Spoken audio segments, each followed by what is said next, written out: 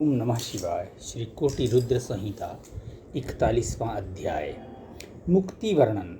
ऋषि बोले, हे सूत जी, आपके मुख से हमने कई बार मुक्ति शब्द को सुना है। मुक्ति मिलने से क्या होता है, कृपा कर मुक्ति के रूप का वर्णन करें। तब ऋषियों के प्रश्न को सुनकर सूत जी बोले, हे ऋषिगणों, भगवान शिव की भक्ति पूर्वक आराधना करने अथवा उनका उपवास व्रत करने से मनुष्य के सभी पाप नष्ट हो जाते हैं और उसे मोक्ष अर्थात मुक्ति मिल जाती है।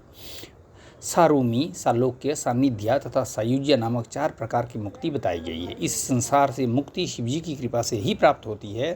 अर्थ, धर्म और काम ये सब तो ब्रह्मा, विष्णु एवं अन्य देवता भी प्रदान करते हैं, परंतु मुक्ति तो त्रिलोकीनाथ शिव ही प्रदान करते हैं। ब्रह्मा, विष्णु, रुद्र नामक त्रिदेव क्रमशः सत्व, रज और तम गुणों के स्वामी माने जाते हैं। भगवान शिव तो परब्रह्म परमात्मा हैं। वे सर्वेश्वर हैं और प्रकृति से परे हैं। कल्याणकारी सर्वेश्वर भगवान शिव ही विज्ञानमय, अव्यय, सर्वद्रष्टा, ज्ञान लभ्य, धर्म, अर्थ, काम और मोक्ष के फल को देने वाले हैं। कैवल्य नामक 5वीं मुक्ति है, जिससे सारी सृष्टि उत्पन्न हुई है और वही उसका पालन भी करती है। भगवान शिव का रूप निष्कल और सकल 2 प्रकार का है। भगवान शिव का स्वरूप तो स्वयं ब्रह्मा, विष्णु, कुमार, कार्तिकेय, नारद, व्यास, शुकदेव आदि महामुनि एवं देवता भी सही से नहीं जान पाए हैं। त्रिलोकीनाथ भगवान शिव सच्चिदानंद, सत्य, ज्ञान, अंतरहित, अव्ययी, अविनाशी हैं। वे सगुण भी हैं और निर्गुण भी हैं। वे शुद्ध, निर्मल एवं उपाधि रहित हैं। वे परब्रह्म परमात्मा भगवान शिव ही सर्वत्र व्याप्त हैं।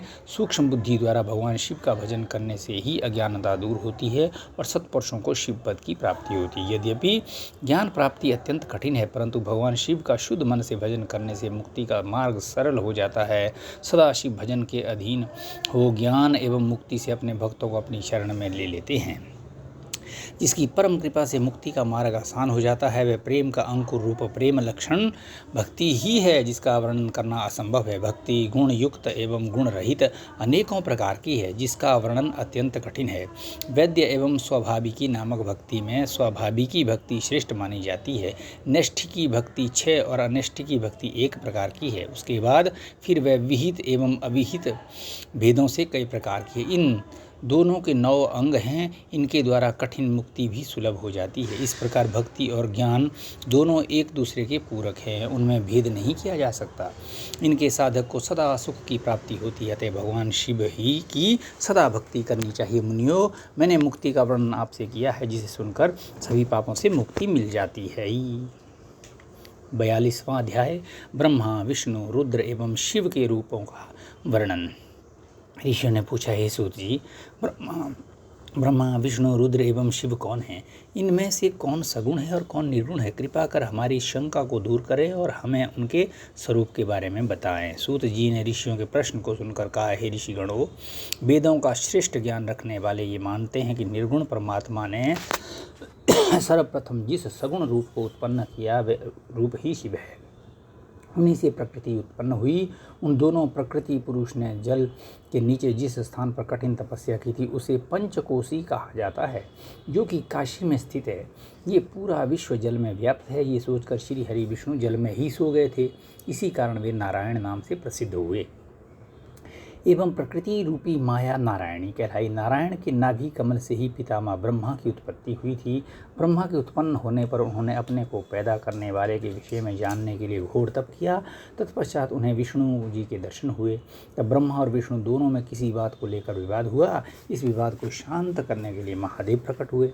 तब लोकहित के लिए भगवान शिव पुनः ब्रह्मा जी के ललाट से प्रकट हुए और रुद्र के नाम से विख्यात हुए। इसीलिए सगुण और निर्गुण शिव में कोई अंतर नहीं है। भगवान शिव अनेक प्रकार की लीलाएं करने वाले हैं और अपने भक्तों को श्रेष्ठ गति प्रदान करने वाले हैं। यही ब्रह्मा जी और श्री हरि विष्णु की सहायता के लिए यहाँ प्रकट हुए हैं। सभी देवता भगवान शिव की भक्ति और पूजन करते हैं। जो मनुष्य अन्य देवताओं की भक्ति करते हैं, वे अन्य देवताओं में विलीन होते हैं और जब उन देवताओं का रुद्र में विलय होता है, तब उन्हें शिव भक्ति प्राप्त हो जाती है। जबकि भगवान शिव में आस्था रखने वाले सभी भक्त शीघ्र ही रुद्र स्वरूप हो जाते हैं। अज्ञान के कई प्रकार हैं, जबकि ज्ञान का कोई अन्य प्रकार नहीं। ब्रह्मा जी से लेकर तृण तक सभी शिव जी के रूप हैं। इस सृष्टि का आदि मध्य एवं अंत सब शिव है। इस सृष्टि का अंत हो जाने पर भी शिव स्थित रहेंगे। त्रिलोकीनाथ भगवान शिव ही वेदों के रचयिता हैं। वे सब विद्याओं के स्वामी हैं। वही ब्रह्म, वही सृष्टि की रचना करते हैं। संसार में निवास करने वाले प्राणियों का पालन एवं संहार करने वाले सर्वेश्वर शिव ही हैं। देवादिदेव महादेव ही कालों के महाकाल हैं। वे सब कुछ अपनी इच्छा के अनुसार करते हैं। कल्याणकारी भगवान शिव अनेक रूप होते हुए भी एक रूप ही हैं। ये उत्तम शिव ज्ञान तत्वतः बताया गया है और इसे ज्ञानी मनुष्य ही जान सकते हैं। हे मुनियो, इस प्रकार मैंने आपको देवादिदेव त्रिलोकीनाथ भगवान शिव का तत्व ज्ञान सुना दिया है। इस तत्व ज्ञान को सुनने अथवा पढ़ने से सभी पापों से छूटकर मोक्ष की प्राप्ति होती है। ओम। 43वां अध्याय ज्ञान निरूपण। ऋषि बोले, हे महामुनि सूत जी, जिस ज्ञान के द्वारा शिव स्वरूप की प्राप्ति होती है उस शिव ज्ञान के बारे में हमें बताकर कृतार्थ कीजिए। ऋषियों द्वारा पूछे गए प्रश्न का उत्तर देते हुए सूत जी बोले, हे ऋषिगणों, एक बार की बात है कि नारद, शौनक, कुमार, व्यास, कपिल आदि मुनियों ने एक सभा का आयोजन किया, जिसमें उन्होंने निश्चय किया कि सारा ब्रह्मांड शिव रूप है। इनकी इच्छा से ही इस जगत की रचना हुई है।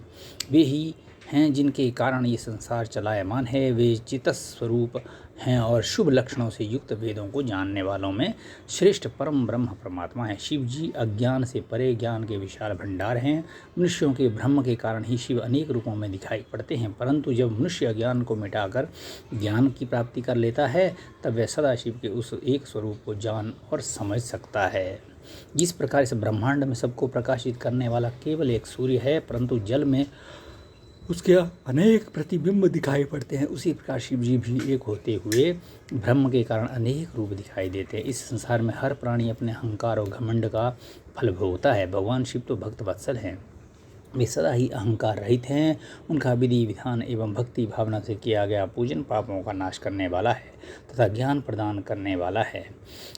जब अज्ञान का नाश होता है तभी ज्ञान का उदय होता है। ज्ञान के उदय से अहंकार का नाश हो जाता है। अहंकार के नष्ट होने से बुद्धि निर्मल होती है और मनुष्य भगवान शिव के स्वरूप को प्राप्त कर लेता है। वह जीवन मरण के बंधनों से मुक्त हो जाता है। वह मनुष्य अपने शरीर को त्याग कर शिव में विलीन हो जाता है। इसी को मुक्ति कहा जाता है। संसार में ज्ञानी मनुष्य वही है जिसे ना कोई खुशी होती है ना कोई गम सताता है, जिससे अच्छे बुरे का कोई अंतर नहीं पड़ता। सुख और दुख दोनों ही समान रूप हैं।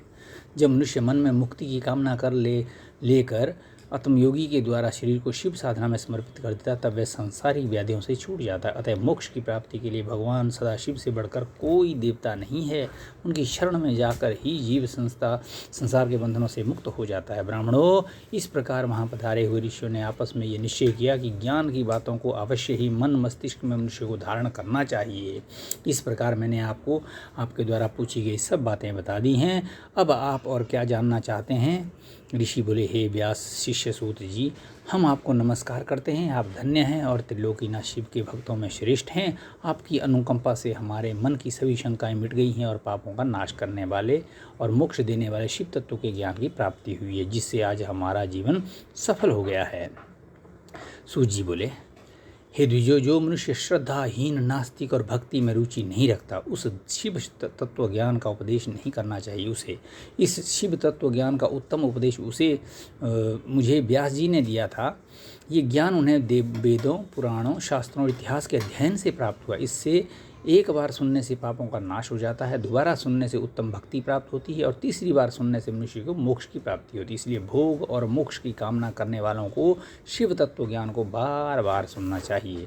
ये शिव विज्ञान शिव जी को अत्यंत प्रिय है। ये ज्ञान भोग और मोक्ष प्रदान करने वाला है। इससे शिव जी में भक्ति बढ़ती है। शिव पुराण की इस आनंददायिनी पुण्यमयी चौथी संहिता का नाम कोटि रुद्र संहिता है।